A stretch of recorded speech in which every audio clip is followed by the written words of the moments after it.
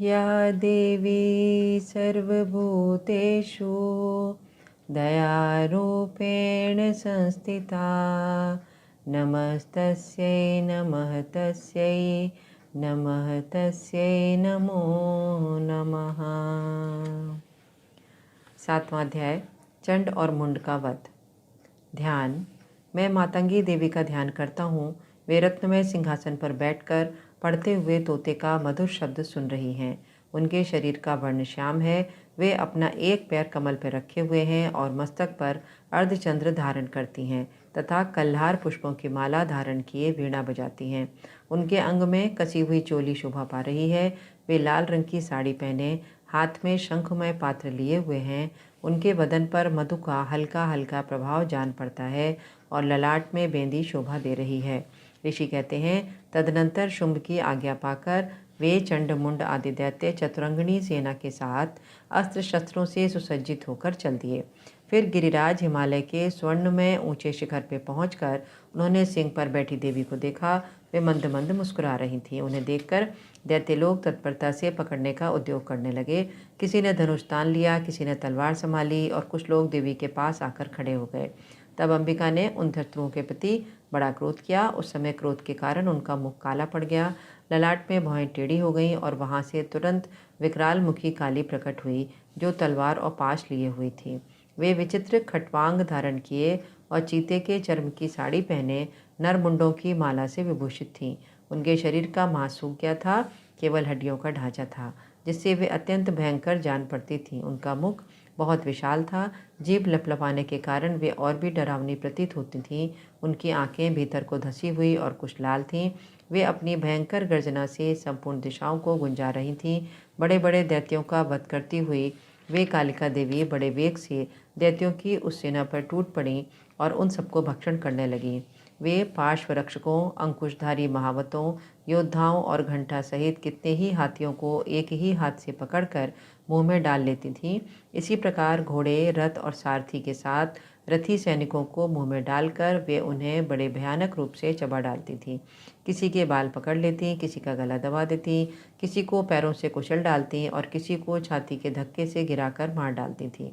वे असुरों के छोड़े हुए बड़े बड़े अस्त्र शस्त्र मुंह से पकड़ लेती और रोष में भरकर उनको दांतों से पीस डालती थीं। काली ने बलवान एवं दुरात्मा दैत्यों की वह सारी सेना रौंद डाली, खा डाली और कितनों को मार गिराया। कोई तलवार के घाट उतारे गए, कोई खटवांग से पीटे गए। कितने ही असुर दांतों के अग्रभाग से कुचले जाकर मृत्यु को प्राप्त हुए। इस प्रकार देवी ने असुरों की उस सारी सेना को क्षण भर में मार गिराया। ये देखकर चंड उन भयंकर काली देवी की ओर दौड़ा और महादैत्य मुंड ने भी अत्यंत भयंकर बाणों की वर्षा से तथा हजारों बार चलाए हुए चक्रों से उन भयानक नेत्रों वाली देवी को आच्छादित कर दिया। वे अनेकों चक्र देवी के मुख में समाते हुए ऐसे जान पड़े मानो सूर्य के बहुतेरे मंडल बादलों के उदर में प्रवेश कर रहे हों। तब भयंकर गर्जना करने वाली काली ने अत्यंत रोष में भरकर विकट अट्टहास किया।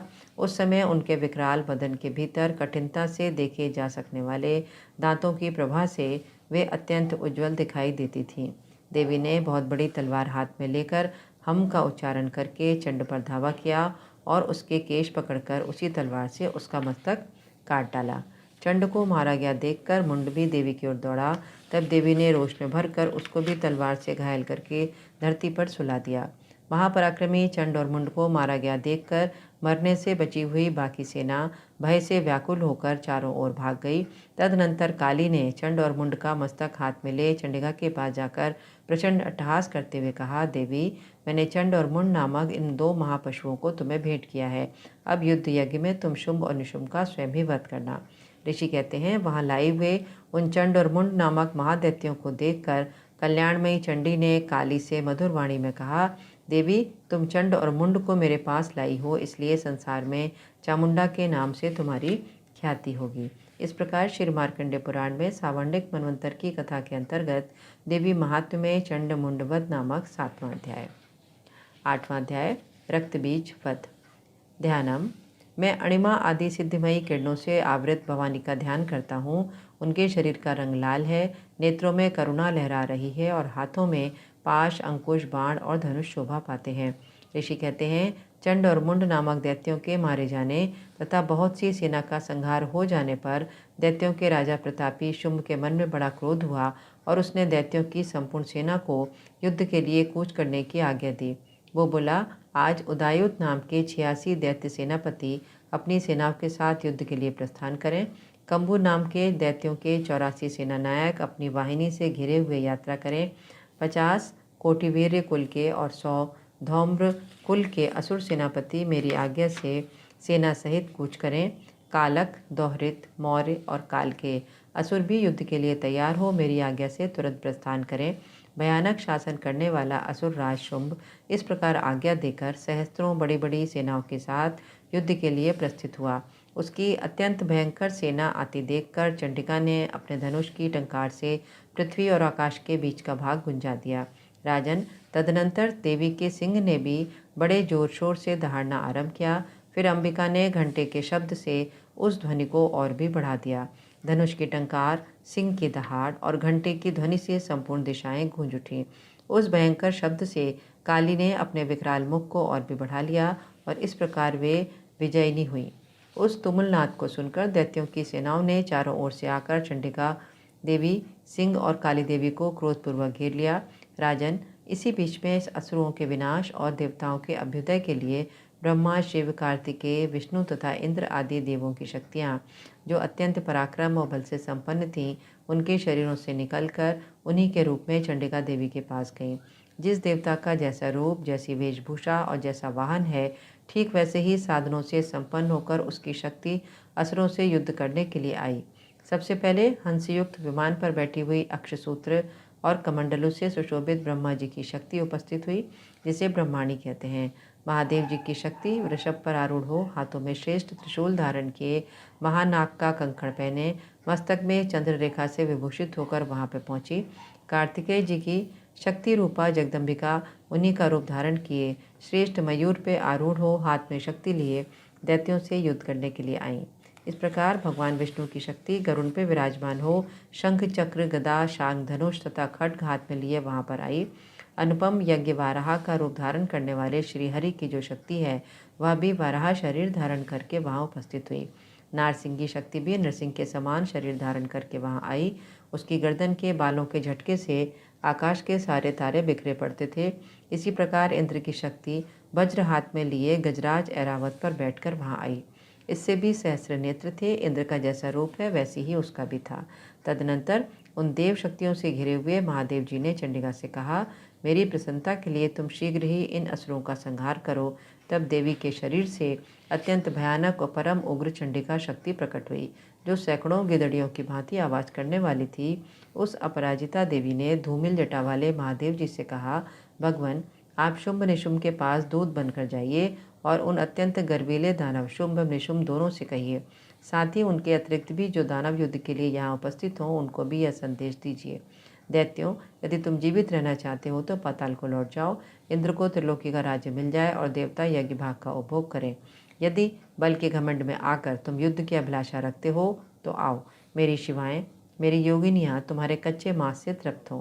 चूँकि उस देवी ने भगवान शिव को दूत के कार्य में नियुक्त किया था, इसलिए वह शिवदूती के नाम से संसार में विख्यात हुई। वे महादैत्य भी भगवान शिव के मुख से देवी के वचन सुनकर क्रोध में भर गए और जहाँ कात्यायनी विराजमान थीं उस ओर बढ़े। तदनंतर वे दैत्य अमश में भरकर पहले ही देवी के ऊपर बाण, शक्ति और रिष्टि आदि अस्त्रों की वृष्टि करने लगे।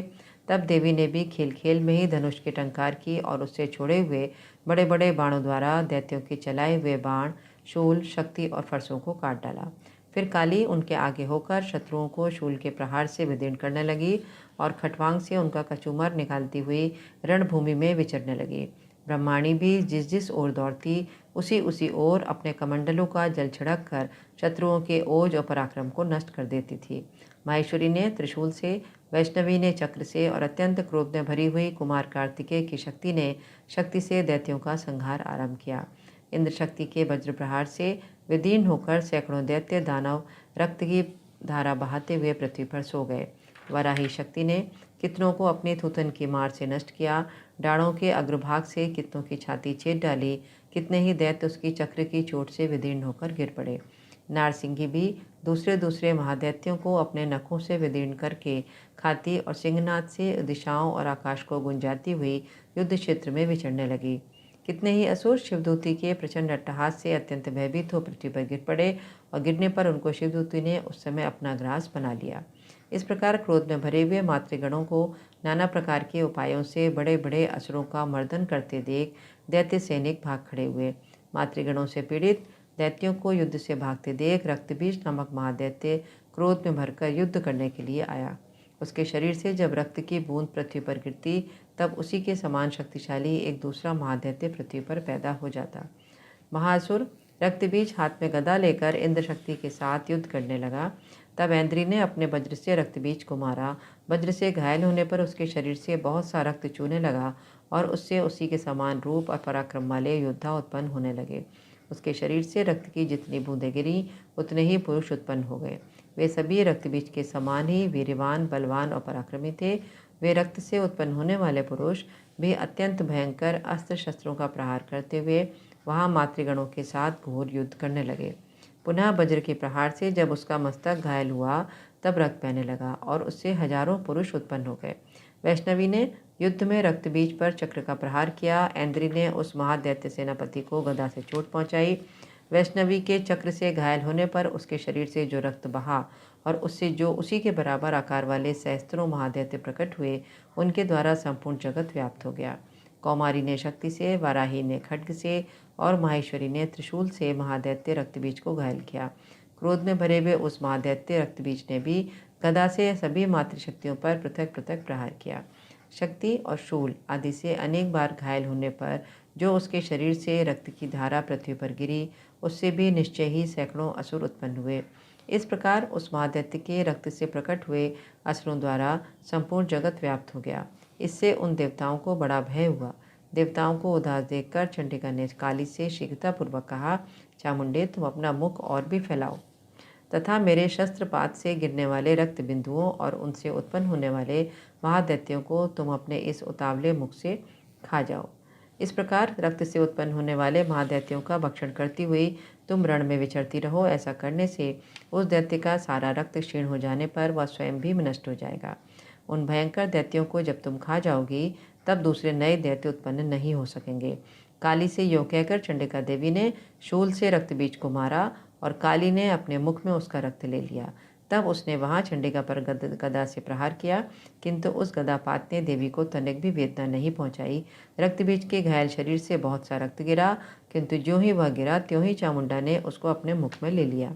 रक्त गिरने से काली के मुख में जो महादैत्य उत्पन्न हुए उनको भी वह छट कर गई और उसने रक्तबीज का रक्त भी पी लिया। तदनंतर देवी ने रक्तबीज को, जिसका रक्त चामुंडा ने पी लिया था, वज्र, बाण, खड्ग और रिष्टि आदि से मार डाला। राजन, इस प्रकार शस्त्रों के समुदाय से आहत एवं रक्तहीन हुआ महादैत्य रक्तबीज पृथ्वी पर गिर पड़ा। नरेश्वर, इससे देवताओं को अनुपम हर्ष की प्राप्ति हुई और मातृगण उन असुरों के रक्तपान के मद से उद्दत सा होकर नृत्य करने लगा। इस प्रकार श्री मार्कंडेय पुराण में सावर्णिक मनवंतर की कथा के अंतर्गत देवी महात्म्य में रक्तबीज वध नामक 8वां अध्याय। अम्बे तू है जगदम्बे काली, जय दुर्गे खप्पर वाली, तेरे ही गुण गाएं भारती ओ मैया, हम सब उतारे तेरी आरती। तेरे भक्त जनों पर मैया वीर पड़ी है भारी, मैया वीर पड़ी है भारी। दानव दल पर टूट पड़ो माँ, करके सिंह सवारी 100 सिंहों से तू बलशाली, अष्ट भुजाओं वाली, दुष्टों को तू ललकारती ओ मैया, हम सब उतारे तेरी आरती। माँ बेटे का है इस जग में बड़ा ही निर्मल नाता, मैया बड़ा ही निर्मल नाता। पूत कपूत सुने बहु तेरे, माँ नहीं सुनी कुमाता, सब पे करुणा बरसाने वाली, अमृत बरसाने वाली, दुखियों के दुखड़े निवारती ओ मैया, हम सब उतारे तेरी आरती। नहीं मांगते धन और दौलत, ना चांदी ना सोना मैया, ना चांदी ना सोना। हम तो मांगे तेरे हृदय में एक छोटा सा कोना, सबकी बिगड़ी बनाने वाली, लाज बचाने वाली, सतियों के सत को संवारती ओ मैया, हम सब उतारे तेरी आरती। अम्बे तू है जगदम्बे काली, जय दुर्गे खप्पर वाली, तेरे ही गुण गाएं भारती ओ मैया, हम सब उतारे तेरी आरती।